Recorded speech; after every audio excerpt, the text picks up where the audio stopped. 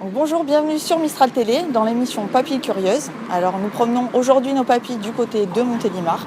Nous allons visiter le restaurant Le Moderne avec à sa tête Marion et Benjamin que nous allons rencontrer tout de suite.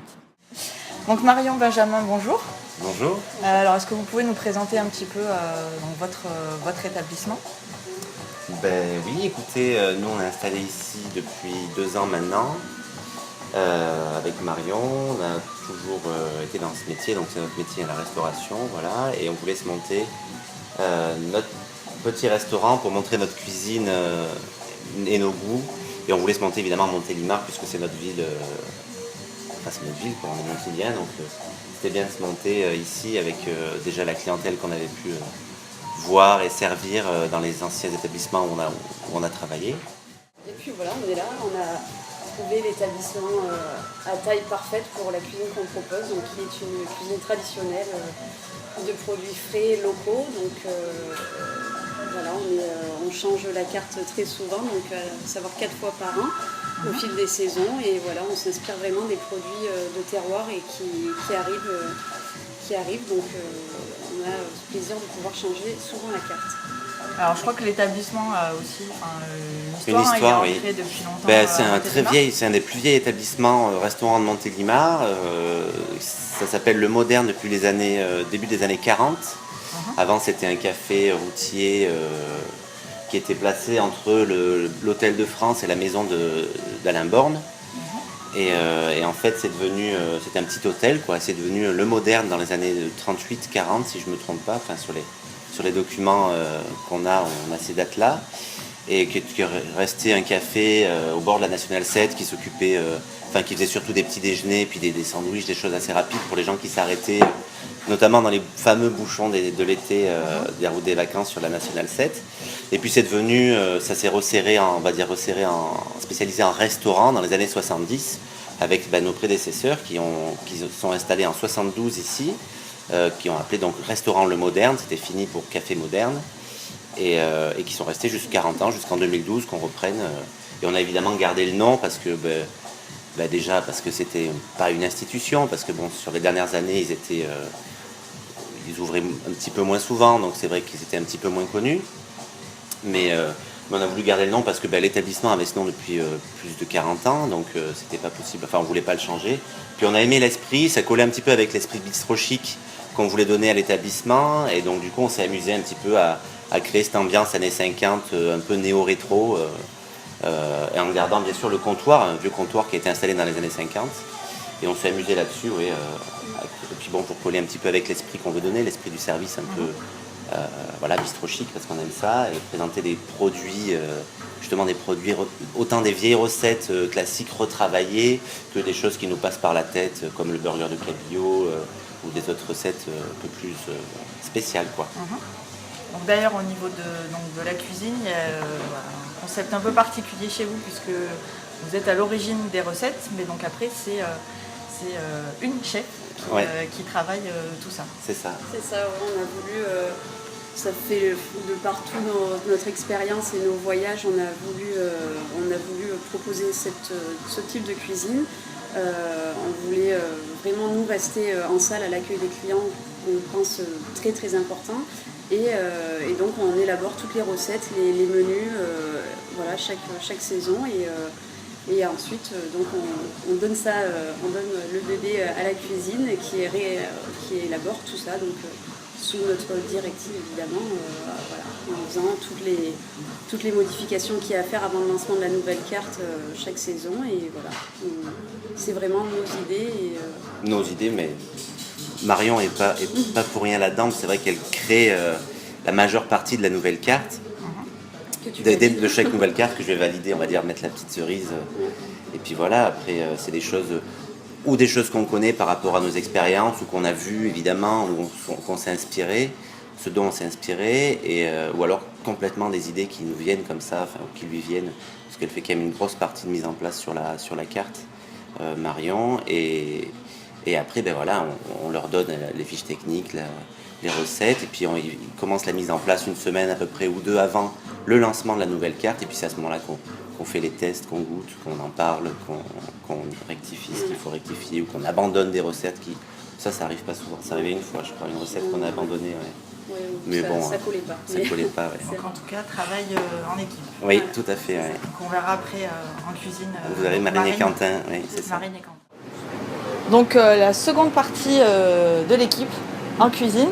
Donc Marine, la chef, et Quentin, son second.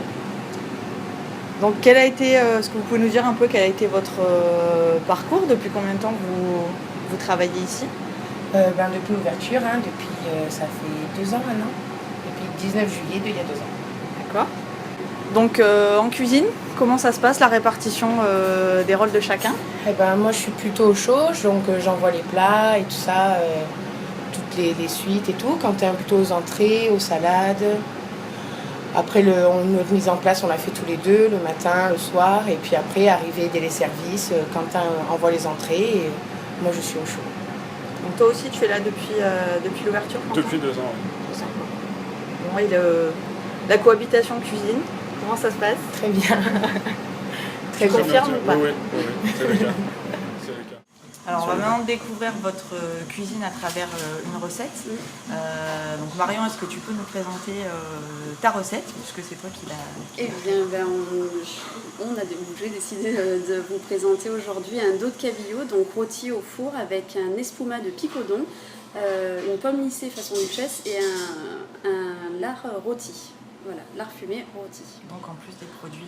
Voilà. Picodon De la de Jolfie, région. évidemment. Ouais. Et là, on a vraiment un terre et mer et un mariage assez intéressant parce que le cabillaud est un poisson qui s'accorde très très bien avec les produits de la terre. Donc voilà. Et ça sera ça. Ok. Marine, tu vas nous présenter donc la recette. Oui. Le cabillaud rôti espuma de picodon. Oui, avec C'est ça du lard grillé et des petites tomates farcies à la picodon. Ok, bah écoute.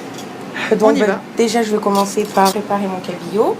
Je prends mon cabillaud que je mets dans un bac gastro avec un peu d'huile d'olive, sel, du poivre et hop, j'enfourne. Donc là, je vais l'enfourner pendant 10 minutes à 200 degrés. Enfournez-le là parce que ça va prendre un petit moment. Donc Ouais. je vais le mettre au four à 200 degrés pendant 8 bonnes minutes. Mais on va le surveiller quand même. Ensuite, pour les petites tomates farcies, donc on couper l'arrière pour qu'elle tienne bien droite dans le plat et surtout dans l'assiette. Donc après on coupe le capuchon comme toute tomate farcie. Donc avec ma cuillère parisienne, j'enlève le cœur de la tomate.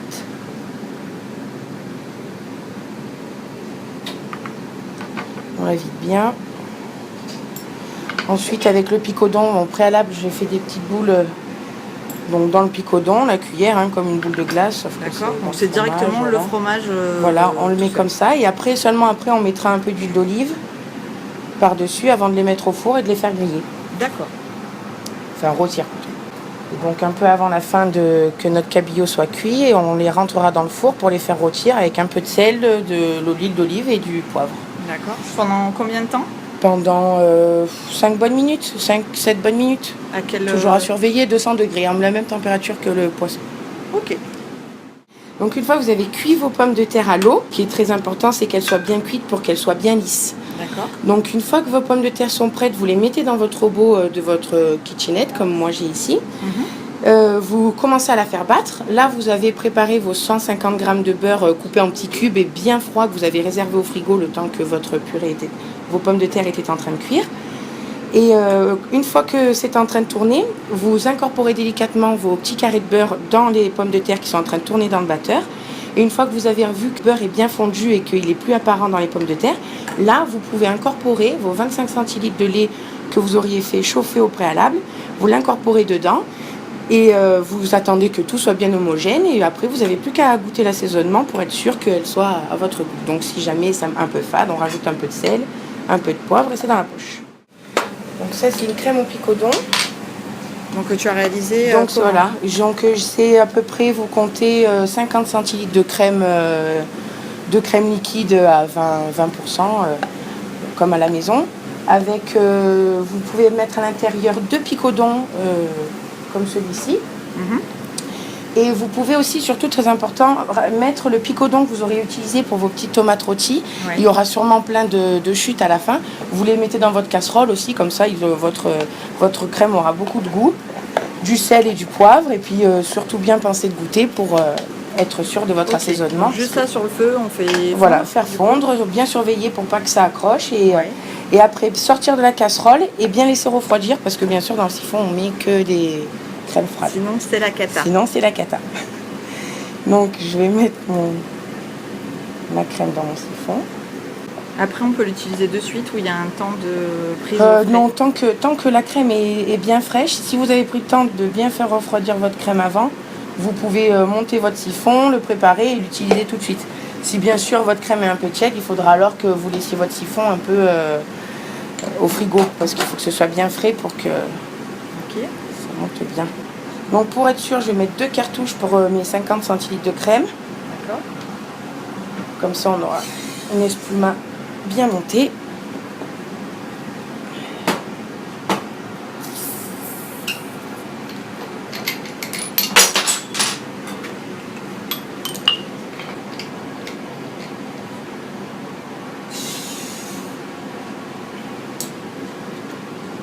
Toujours bien secouer. Très important. Voilà. Tout est prêt, vous n'avez plus qu'à dresser. Ok. Donc là, pour dresser mon assiette, je prends une cuillère, je fais un petit rond et je tire. Ensuite, vous prenez votre dos de cabillaud que vous avez fait rôtir.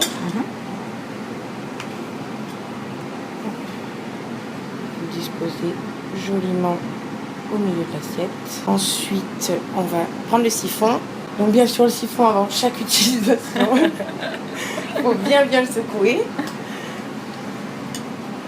Donc, On le tient bien droit, ouais, directement sur le poisson, comme ça on disposera le lard une fois qu'il a bien rôti. Ouais. Vous pouvez sentir que ça Donc sent là, pas juste de- le lard sur une feuille de papier. Oui, voilà, le lard, surtout pas besoin de matière grasse, hein, parce que Voilà. vous allez voir qu'il y en a assez. Petite tranche de lard.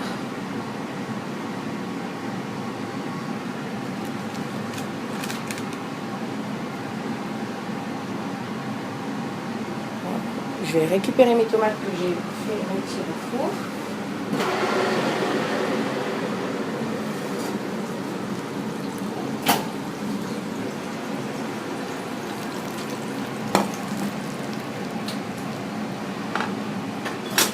Donc le picodon qui a bien fondu. Donc le picodon qui a bien fondu, hein, comme vous pouvez le voir.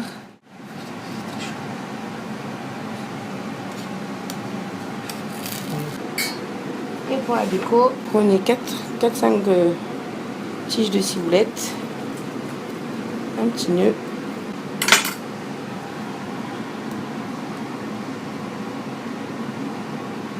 Et voilà. Super. Donc voilà le résultat. Le cabillaud rôti, espuma de picodon, lard grillé et petite tomate cerise farcie au picodon de Dieu. Donc sur la cuisine justement, comment vous vient l'inspiration? Sur quoi, quelle saveur, quel goût vous aimez mettre en avant? C'est avant tout, je pense, des produits qu'on aime. On passe beaucoup de temps à chercher des produits originaux pour vraiment proposer des choses qui changent un petit peu à notre clientèle. Et quand on pense à certains produits où on entend parler de produits, on va se mettre dans l'idée sur une assiette comment ça pourrait sortir, comment ça pourrait être mis en valeur. Et après, ça vient comme ça, je pense. Et comment l'accommoder pour qu'au niveau du palais, ça soit agréable, intéressant.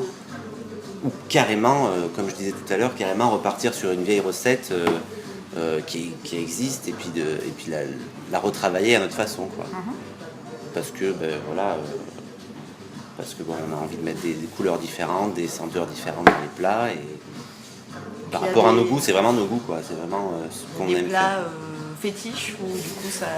Là en ce moment, c'est vrai qu'on a lancé cet automne le burger de cabillaud. C'est-à-dire un matin, on s'est levé avec cette idée-là de faire un burger parce que c'est vrai que c'est assez dans les mœurs, c'est tendance un burger, mais on voulait pas faire un burger à la viande ou comme tout le monde fait un peu, ou même carrément au foie gras qui commence à être pas mal vu, c'est très bien, mais voilà. Et on a eu cette idée de faire un burger de poisson avec un beau produit qu'on a, burger de cabillaud, l'eau de cabillaud qu'on propose avec une étuvée de chou vert, assez croquant, juste déglacé. Et on a fait une crème de cheddar qui accompagne bien. Ça fait presque intérimaire parce que c'est vrai que c'est des produits de la terre qu'on propose plus souvent avec de la viande, le cheddar, le chou, les choses comme ça. Et justement avec le burger de cabillaud qui est dans un petit pain au pavot, ça change. Et c'est vrai que c'est pas notre plat phare, mais c'est en ce moment un peu celui qui est à la mode, que les gens reviennent exprès pour ça, pour se dire tiens, ou le bouche à oreille se dit j'ai goûté un burger au moderne, il faut aller goûter le burger de cabillaud. Puis on a notre viande aussi, notre viande de bœuf de Salers au Brac, on se sert là-bas pour la viande de bœuf, et le veau aussi. Et c'est vrai que ça on l'a depuis le début de la carte, et les gens aussi nos clients aiment apprendre un pavé de bœuf parce que la viande de l'Aubrac est quand même superbe. Aubrac et Salers, c'est quand même des superbes viandes bovines qu'on accommode différemment. On a notamment la sauce au vin qu'on appelle la sauce Agathe, parce que c'est un vin du domaine des Agates qui est au sud de Montélimar, et qui ont fait notre réserve aussi, la réserve du moderne en rouge, blanc et rosé. Et donc on fait une sauce au vin assez liquoreuse et sucrée avec son vin, donc on a appelé la sauce Agathe. Et c'est vrai que les gens connaissent maintenant la sauce Agathe au moderne. On peut plus l'enlever. On peut plus l'enlever, voilà. Et ils nous demandent, on vient manger un pavé sauce Agathe, et voilà.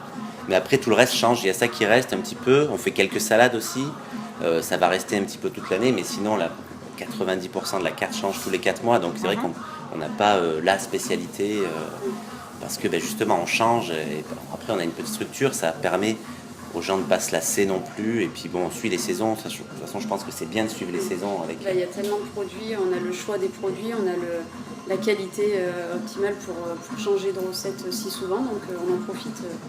C'est pas évident, c'est vraiment un boulot compliqué, mais créatif. Et voilà, faut pas tourner en rond aussi parce que ça va vite quand même, 4 fois par an c'est du travail, mais je pense que les clients sont contents aujourd'hui. Je confirme, pour avoir testé. Merci. Et donc au-delà de la cuisine, il y a aussi le vin qui est mis en avant ici avec une cave assez importante, je crois. Oui, pour la capacité du restaurant et puis pour l'état d'esprit du restaurant, c'est vrai qu'on a pas mal de références. On a à peu près 70 références de vin qui passent pas mal de régions viticoles. On n'a pas toutes les régions viticoles, mais on travaille la Loire, Côtes-du-Rhône évidemment, c'est la grande majorité des Côtes-du-Rhône parce que on est chez nous, donc on a plus le choix. Enfin, on aime à proposer des choses de chez nous. On fait des champagnes évidemment, Bordeaux, Bourgogne, je vais pas toutes les énumérer. Et donc c'est vrai qu'on a voulu aussi pouvoir avoir une belle carte des vins pour proposer un grand panel de vins. Des choses aussi que les gens ne vont pas forcément vers, comme les vins de Loire rouges, les choses comme ça, surtout en été, c'est assez agréable de boire des vins comme ça. Et puis en plus, pour pouvoir justement faire un accord mes vins le mieux qui soit, avec les plats qu'on propose, c'est vrai que sans avoir beaucoup de vin, c'est assez compliqué de pouvoir trouver, tiens, on va proposer celui-ci au vert cette semaine, et donc parce que ça ira avec tel plat qu'on va proposer cette semaine, quoi. Et donc le vin, c'est plutôt vous Oui, Oui, une majorité peut-être, mais Marion aussi Chacun aime le vin. Spécialité. Voilà. On travaille quand même tous les deux beaucoup. On aime le vin et on voulait vraiment faire ça, une grosse cave. Ouais, assez grosse. Ouais. Il va y avoir des établissements qui ont des livres de vin énormes, tout ça, mais c'est vrai que nous on ne peut pas non plus au niveau place et stock. On a pas mal de vin. Ouais. Et on travaille aussi avec des grandes maisons et aussi avec des petits producteurs régionaux, quoi. Enfin, là, on travaille avec les deux. On n'est pas bloqué grosse maison de renom ou bloqué petit producteur pas connu. Voilà, on fait de tout ce qu'on aime, quoi, qu'on a goûté et qu'on dit tiens ça c'est bien, puis ça va aller avec ça. On va le proposer à tel moment de l'année.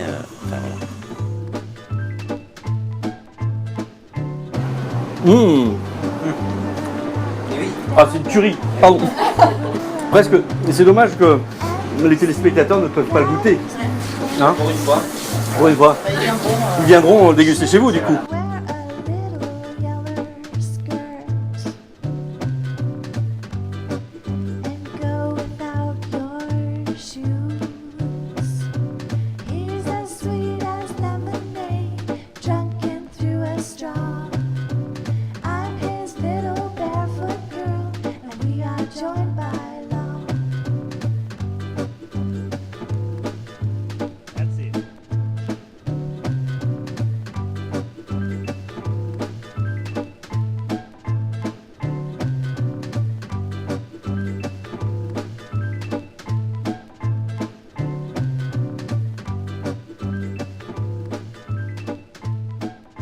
En ce qui me concerne, je vous dis à bientôt pour de prochaines saveurs et d'ici là, régalez-vous.